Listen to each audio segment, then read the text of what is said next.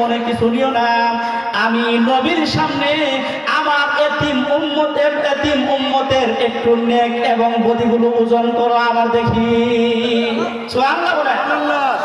নেকি এবং বদিগুলো আবার ওজন করো, নেকি এবং বদিগুলো আবার তোমরা পাল্লায় উঠা দাও। আল্লাহর নবীর কথা অনুযায়ী ওই যে ফেরেশতাগুলো আবার নেকি এবং বদিগুলো পাল্লায় উঠায় দিবে।